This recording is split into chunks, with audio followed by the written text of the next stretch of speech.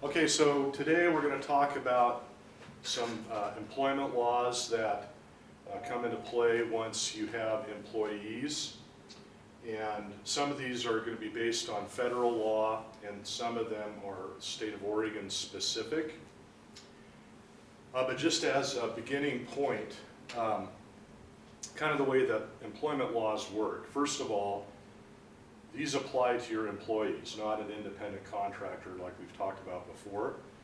Although some of them are starting to also apply to independent contractors, but we're not going to really go into that today. So these are laws that if you have an employer-employee relationship will kick in, and a lot of these laws will also depend on how many employees that you have.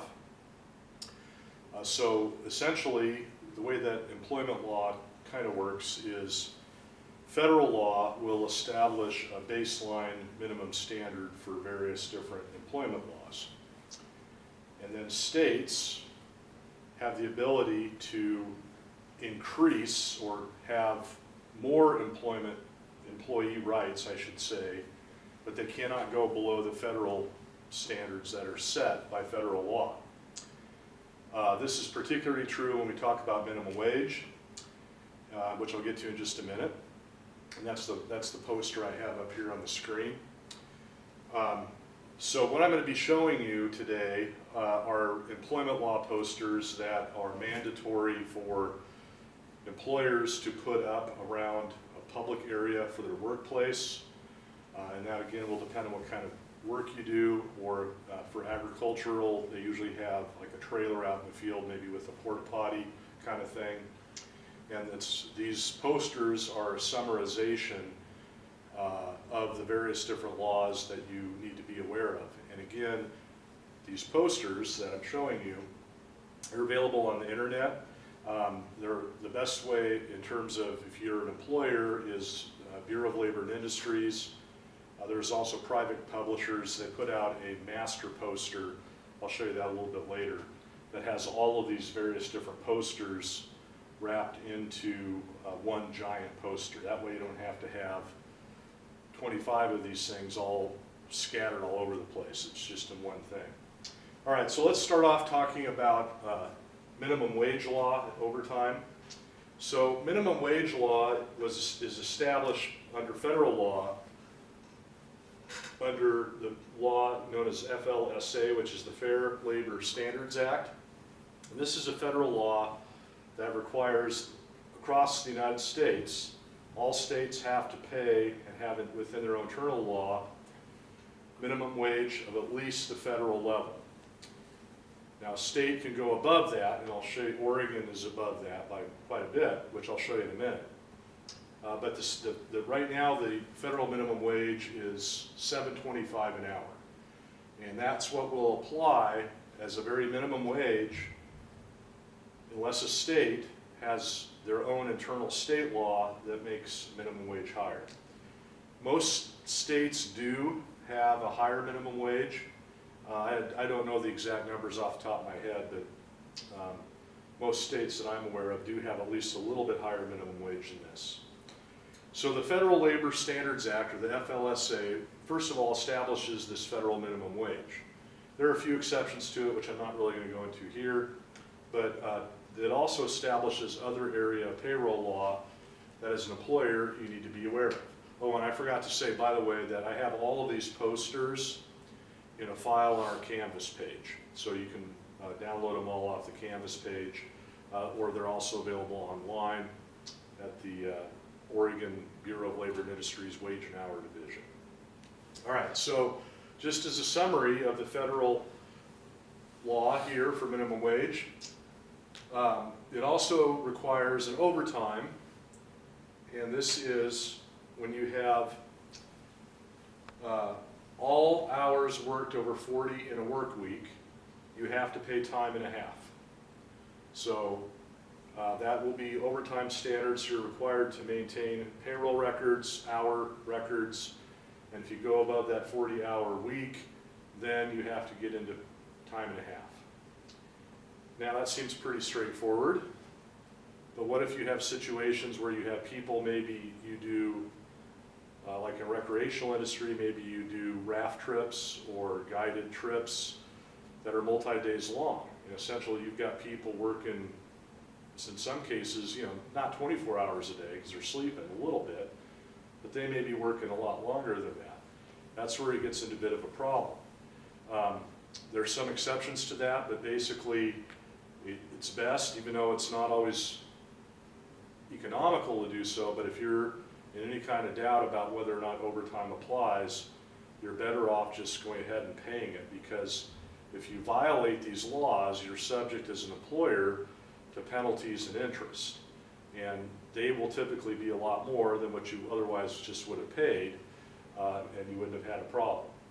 So that's overtime pay, again, is time and a half for 40 hours or more per week. Now, the federal law also establishes standards for child labor.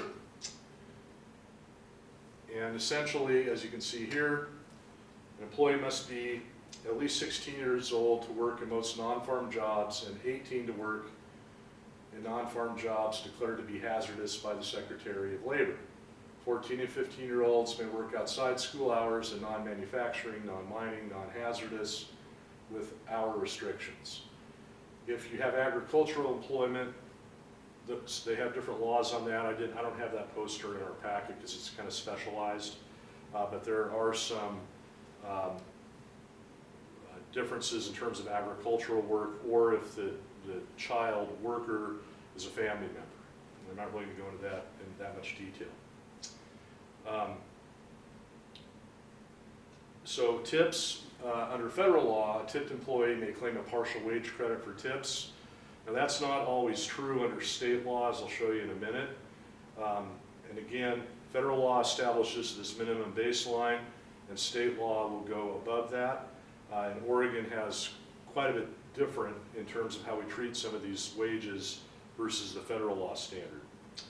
And then reasonable break time if you are a nursing mother, right here.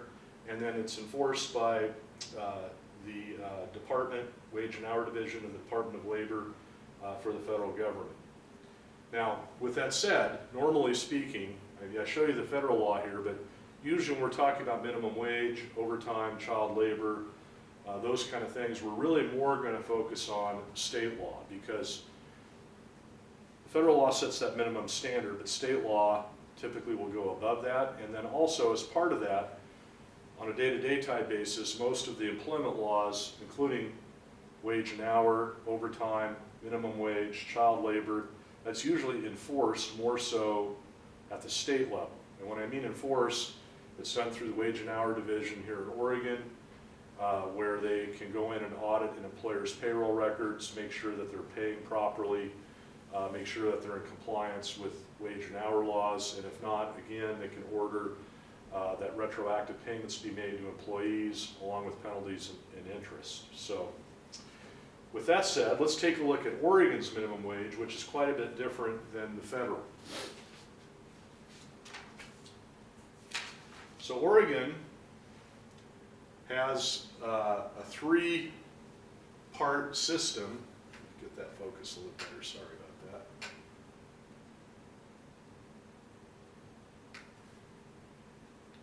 So Oregon has a three-part system when it comes to minimum wage, which depends upon where your employees are working at the time and where you're located as a business, but more so it's targeted to where your employees are working. So the way they broke down Oregon minimum wage is three different sections. The lowest are in these green counties here, which are typically the rural counties, and non-urban they call that. Baker and Coos County, etc., most of eastern Oregon. And that is going to be currently, here in 2023, until July at least, that is $12.50 an hour. So again, that's quite a bit more than the federal minimum wage, which is only $7.25 an hour. And the idea there being, of course, that wages in the non-urban, more rural parts of the state are going to be lower than particularly in the Portland area, where you have a much higher cost of living. That's kind of the idea behind why Oregon has this. I'm not aware of any other state, frankly, that has 3 different minimum wages. There could be some, but I haven't really looked into it. So the next level is the standard minimum wage, which are in the blue counties outside of the Portland metro area. That would include Marion County, where Salem is, and where we're located here in Polk County. And that is currently $13.50 an hour for 2023 up through July. And on July 1st, I'll show you here in a minute, it's going to increase even more. And then finally, if you're in the metropolitan Portland area, which is Clackamas, Multnomah County, and Washington County up here, you have a $14.75 per hour minimum wage. Now, like I've said, it depends on where the work's being performed, and this can be a problem, because what if you have employees that are, maybe you're headquartered over in LeGrand, where you're subject to the $12.50 an hour, but if you have employees that travel, maybe they're in construction or service industries or whatever, and maybe they do work in the Portland metro area or in the areas in blue that have a higher minimum wage. So you got a little bit of an issue there, because you need to pay based upon where the work is performed, and that can lead to a problem. So essentially, if you've got that situation, you're going to have to set your payroll up potentially to have different minimum wage standards. So that's going to be kind of difficult to do. Usually, if that's the case, you're just going to end up paying the higher minimum wage. That way, you know for sure you're going to be in compliance no matter where the work is performed, unless it's solidly within one of these well-defined areas. So a couple other things here. Minimum wage goes up every year in Oregon. That's not true for federal. Federal doesn't go up unless Congress changes the law. So July 1st is the year that we have a recalculation of minimum wages every year, the middle of the year. So it's the beginning of the 3rd quarter of the year. So, and it's based upon consumer price index. So, with inflation and whatnot, the CPI is going to be quite a bit higher. So I don't know what the calculation will be this coming July. They'll come out with updated numbers as we get closer to July. But just so you're aware of it. Now again, from a payroll standpoint, this can be something that can be a problem. Because if you're paying minimum wage and you have that in your payroll software for your employee, and most payroll software, you have an employee file and you stick in how much you're paying per hour or what their salary is, and now it's in the computer. And then it does all the calculations for you when you run a payroll every month or every 2 weeks or whatever. So now you got to remember, okay, come July 1st, you've got to go in, unless your payroll software will do it automatically. Now I'm not aware of any that do, but you got to go in and re-establish if you're only paying minimum wage from the previous period. Come July 1st, the middle of your year, you got to go through and update your payroll records. And so it's something that you want to make sure you don't forget to do, because when it comes to payroll, enforcement is very active, and I've talked about this before, where they basically cross-check all your payroll records, and they've got computers that do that, and if you're off, you're going to hear from either Wage and Hour Division or some other government entity, depending on, like, SAFE for your workers' comp. They do audit that, and you'll get a letter in the mail indicating that you are now in non-compliance, and you'll have to pay a penalty. So again, how do you solve that? Well, if you know what the minimum wage change is going to be come July, and if you want to retroactively just go ahead and start that at the beginning of the year, you're going to end up paying more, but at least you're not going to have to worry about updating your payroll records mid-year. And that can be something that can slip underneath the rug or fall between the cracks and can lead to real problems. Okay, in Oregon, tip credits are not legal where they may be under federal law. That's again one of the differences in Oregon. That's pretty much all I want you to know off this page. Okay, so let's move on to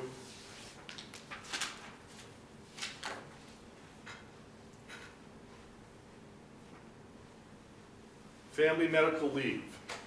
So this is abbreviated as FMLA, and you'll see that quite often either in the news or in payroll publications. Like minimum wage, federal law has established a baseline across the United States where if you're an employer that's subject to the law, and under federal law it is 50 employees. Let me show you right here. Work at a location where an employer has at least 50 employees. So if you're a small employer under 50 under federal law, it's 25 for Oregon, so it's a lower amount. So it applies to more companies. And in some cases, potentially even only one employee. But long story short, what Federal Family Medical Leave Act allows for is if you have a situation where you have a health care problem, or if you're having a child, or if you have your family as defined by the Act that you have to be a care provider for. So if I have a sick child or my spouse has a disease and I need to care for my family, then I'm allowed to take up to, and under federal law, it's going to be, let me show you here.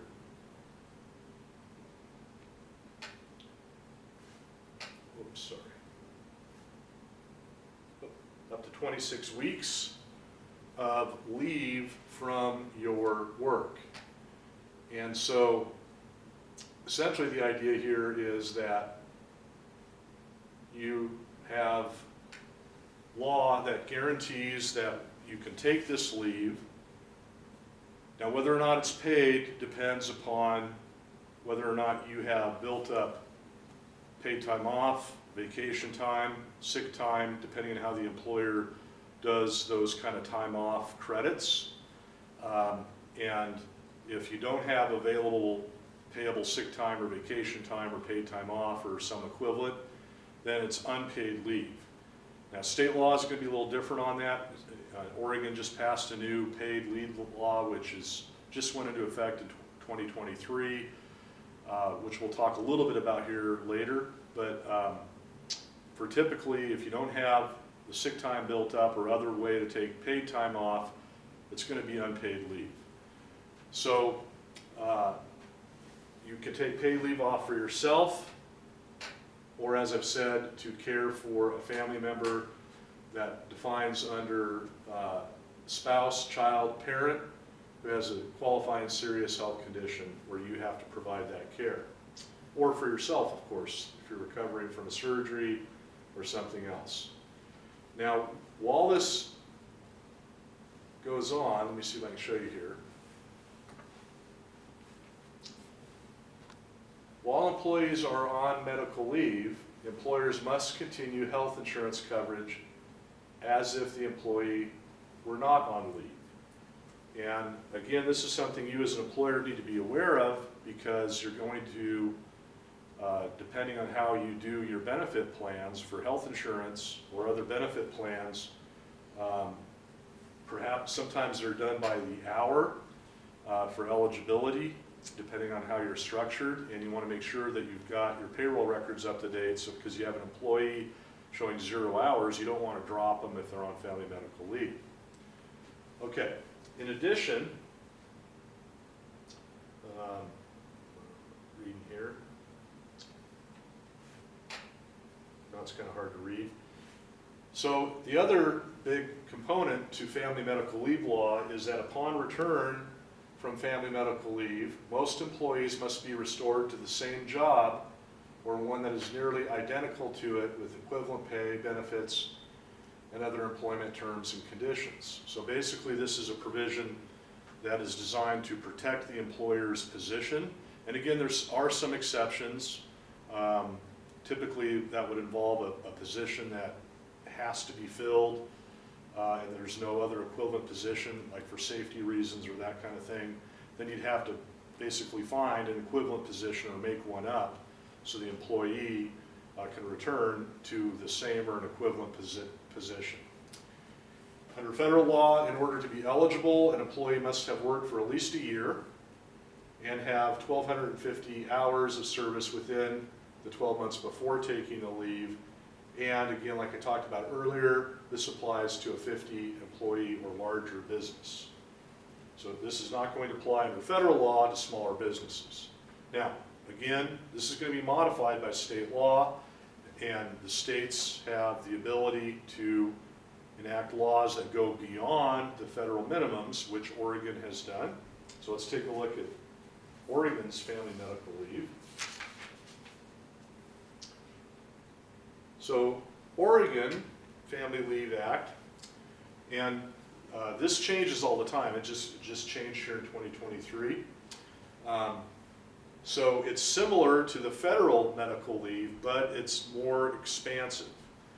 First of all, it's going to apply for a smaller size business than federal. Federal's 50, and Oregon is applicable if you have at least 25 employees.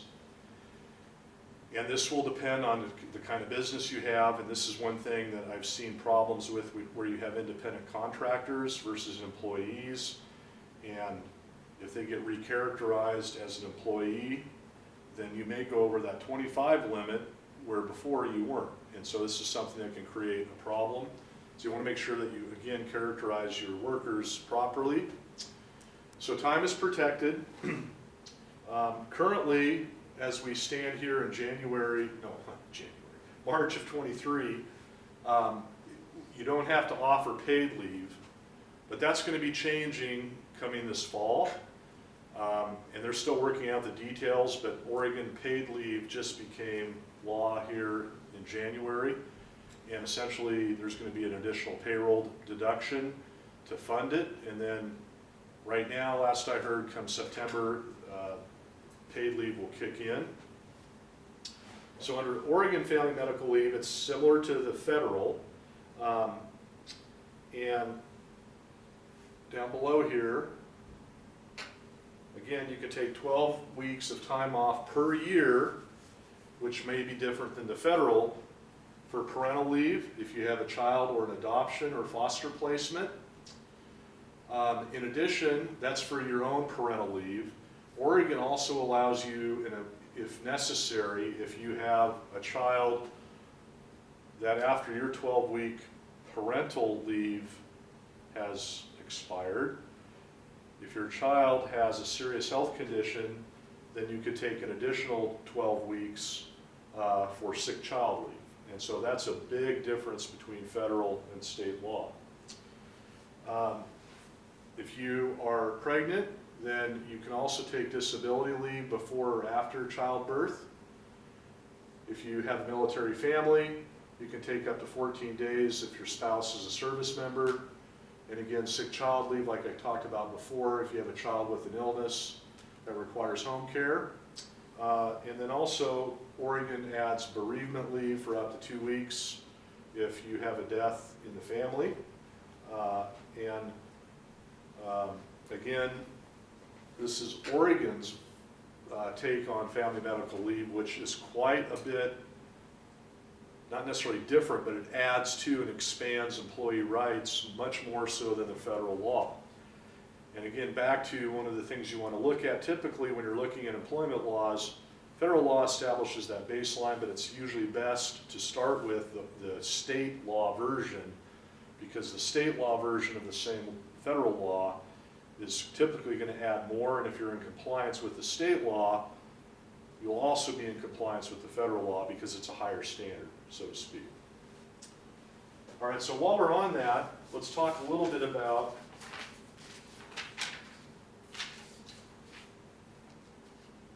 Oregon sick time rules and Oregon's new paid leave law.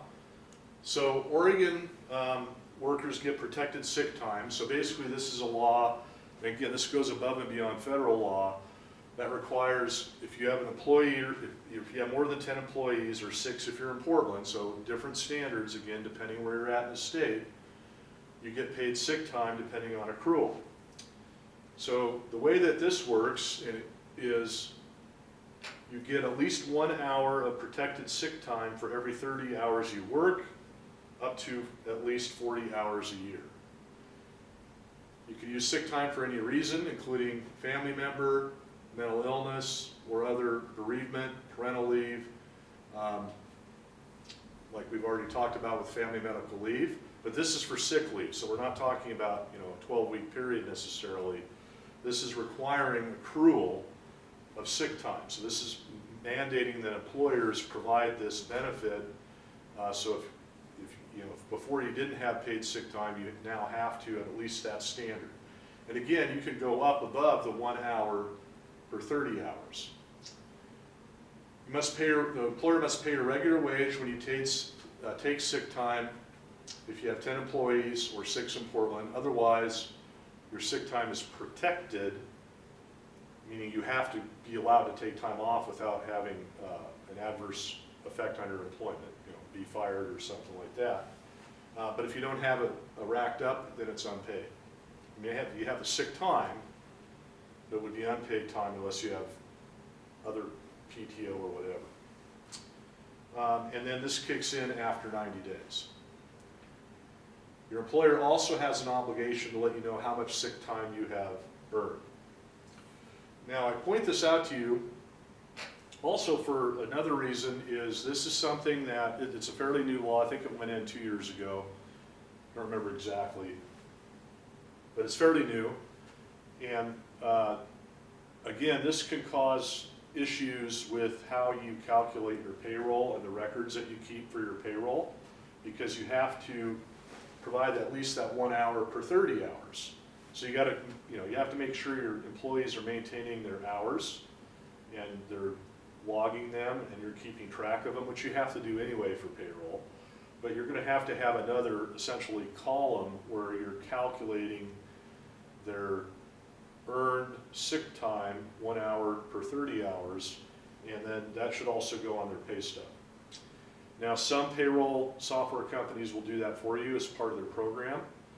Most of them do if they're Oregon specific, but if you don't have an Oregon specific payroll program, or if you do your own payroll program, like on an Excel spreadsheet or Google Docs or whatever, you want to make sure that you've got that calculation built in, because you've got a mandated requirement to keep track of all that. Now, this is also going to change with Oregon's new paid sick leave law, which I'll summarize just real briefly here.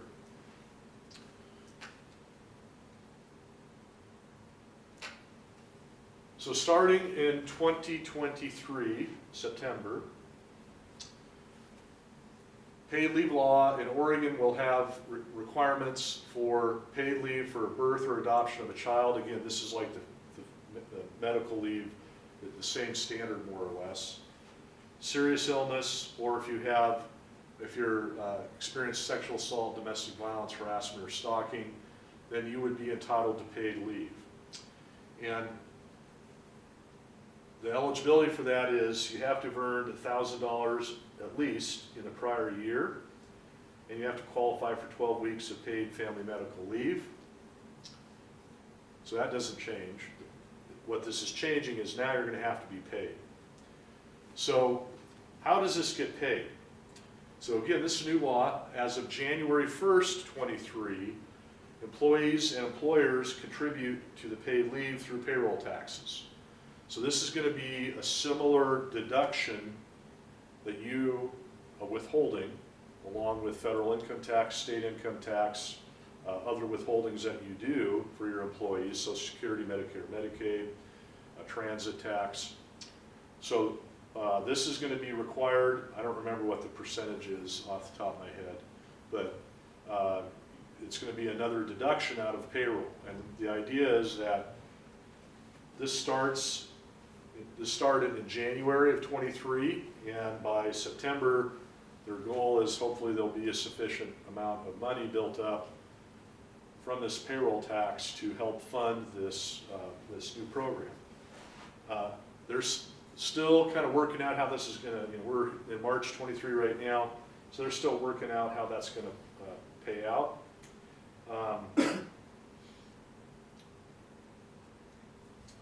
Okay, I think we've covered that pretty well. So some other Oregon laws to be aware of.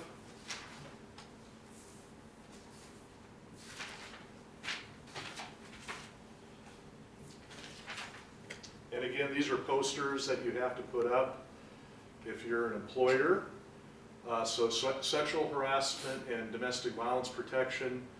This is a poster that you have to put up to notify your employees that if they have experienced a situation like that, that they do have potentially sick time leave law rights, and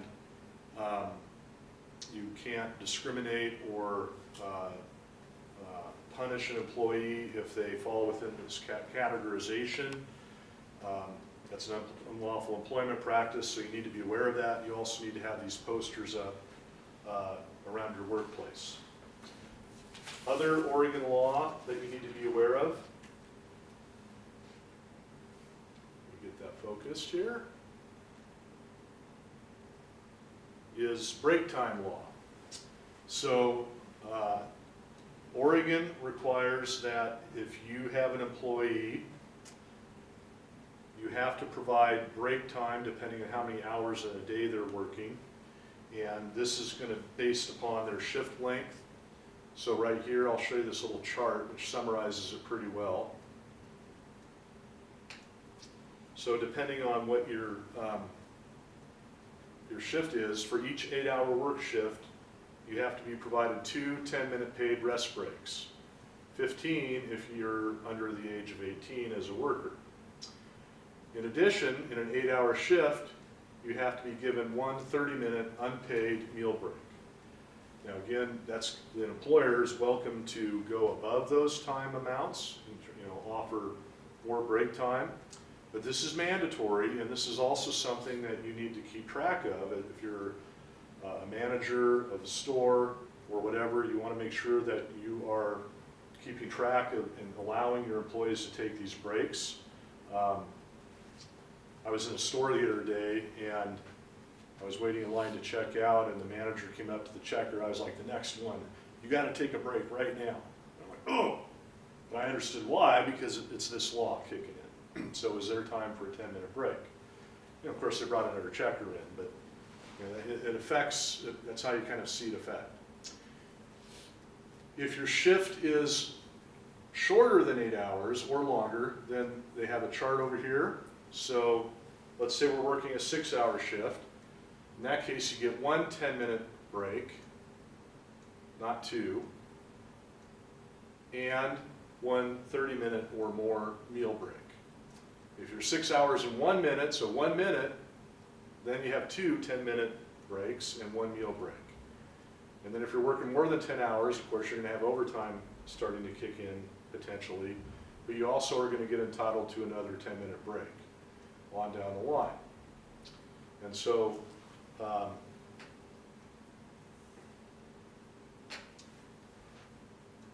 also again, Oregon overtime law essentially matches federal law in this case, where if you're working over 40 hours a week, you're entitled to time and a half for your regular pay rate. Also, regular paydays are required by law. You must receive a paycheck. In other words, an employer has to pay you at least every 35 days, if not sooner. And you must get your last paycheck if you're fired or permanently laid off. You must get your last paycheck by the end of the next business day. And this is something that you need to be aware of if you're an employer. If you are terminating somebody's employment, you need to be able to give them their check, ideally, when you terminate them, right there on the spot.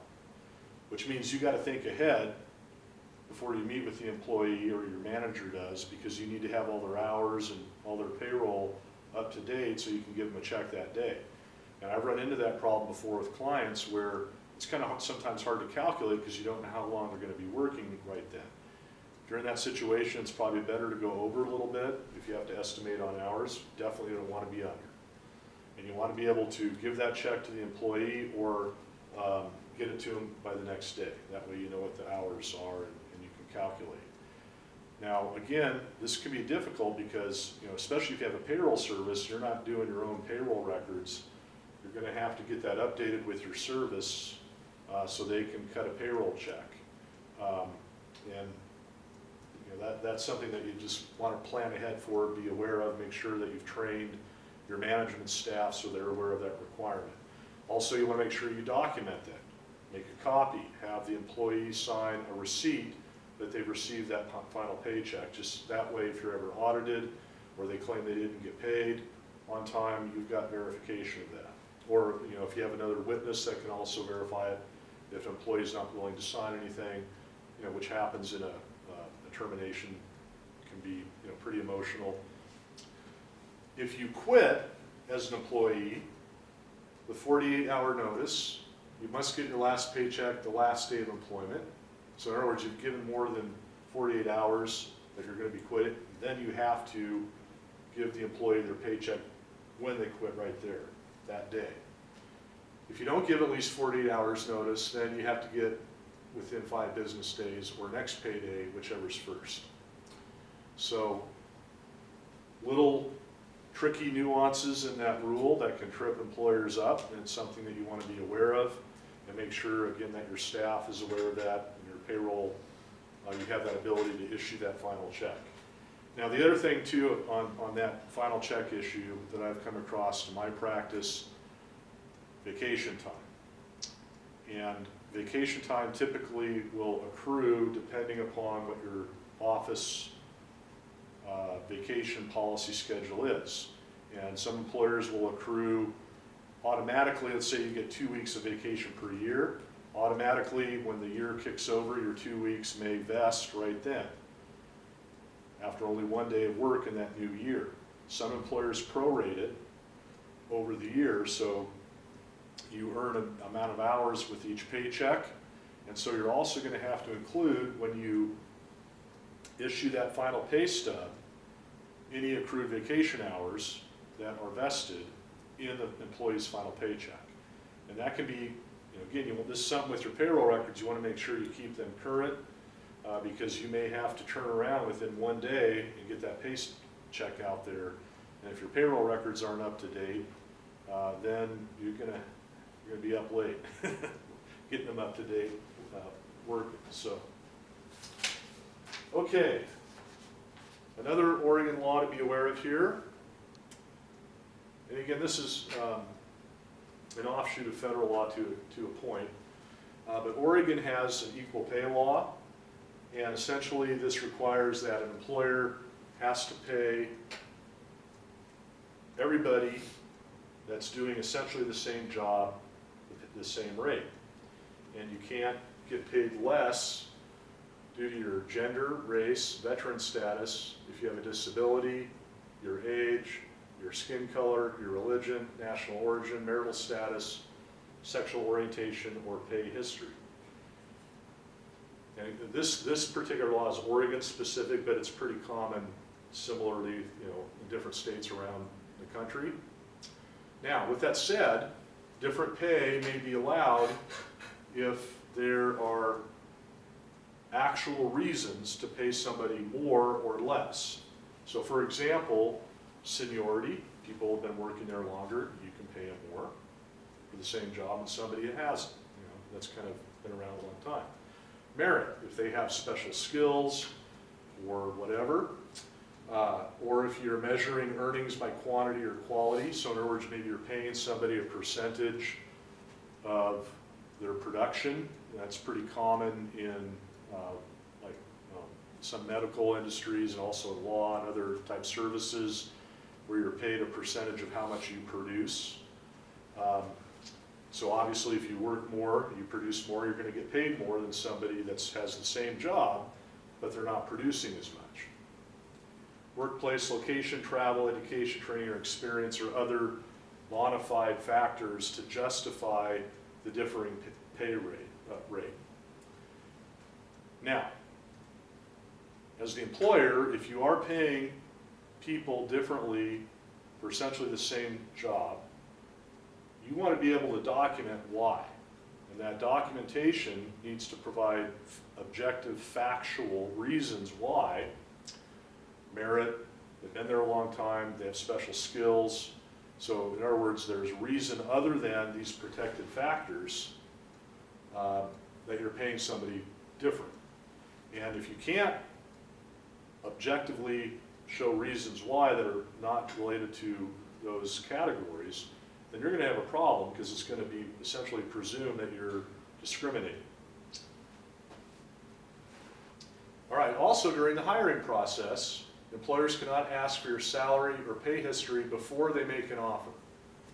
Now, after they've made an offer, that they can. They cannot screen job applications based on current or past salary pay history, and employers cannot determine compensation for a job based on pay history of a potential new employee. Employer can't use pay cuts to make your pay equal. So in other words, if you've got somebody paid more than somebody else, you can't cut their pay to bring it down. You got to go up, not down, when you're doing that. And if you do have a situation like that, this is what I talked about earlier. You can file a complaint if you're an employee with BOLI, which is the Bureau of Labor and Industries. I'll show you right here. That will blow up, I don't know. Oregon Bureau of Labor and Industries, and they are the government agency within the state of Oregon that enforces employment law. Okay. So let's switch back now to some federal law and some of the additional posters that you need to have. So this is the Employee Polygraph Protection Act law, which is a federal law. And long story short, this is a law that, with some exceptions, prohibits private employers from using lie detector tests, a polygraph, for pre-employment screening or during the course of employment. Now, there are some exceptions to this, but in other words, you can't base somebody, you can't give them a lie detector test when you're doing a job interview, kind of thing. Okay. If you are in the uniformed services, you also have rights. If you are deployed, then you have re-employment rights.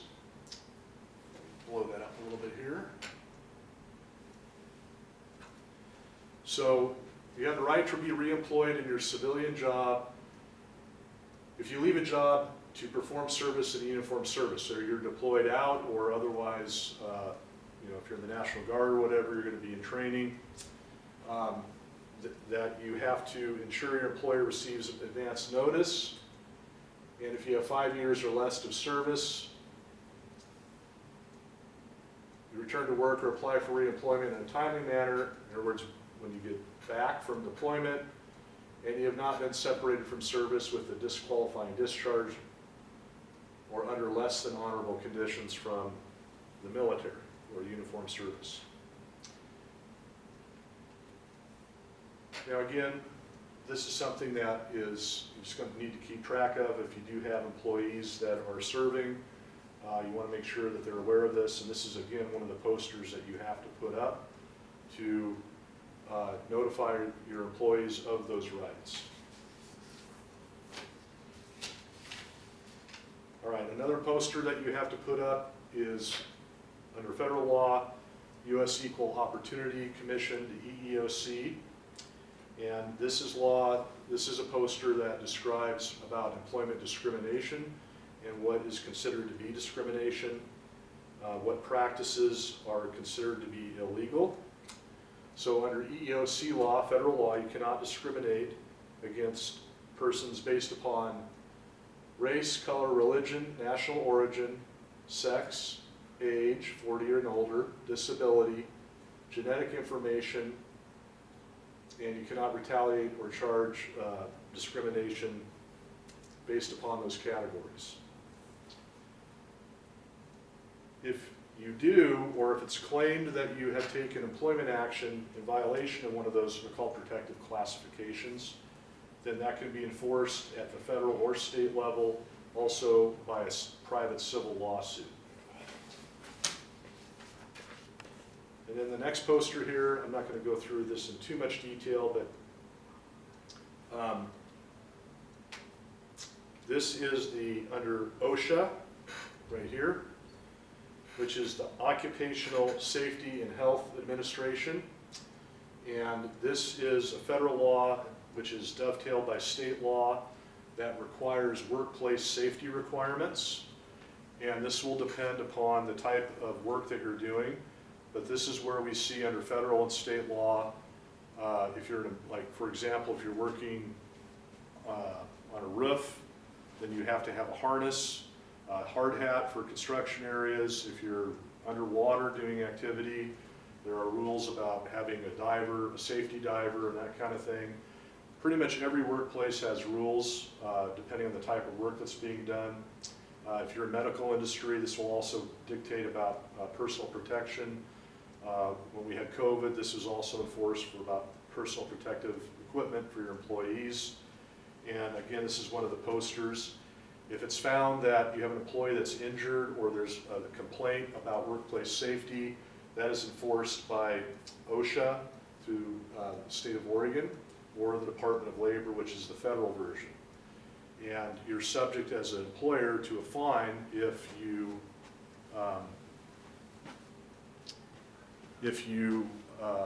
are not providing adequate safety measures as determined by law. Now, most of those are going to be found, the requirements, in an administrative rule. Their website is pretty specific where they've got rules for different types of employers and what they do. That's the best place to start if you're not sure. They actually have a helpline too you can call if you're not sure what rules are required for your industry. So finally, I just want to show you this. There are other laws that we really haven't talked about. We've covered most of them here, but this is an example of that poster I was talking about. You can buy, instead of having to post all of these different posters, they're all in one. Some of them are even laminated, especially if you're going to be in a wet environment. You want to make sure it's laminated so it's waterproof.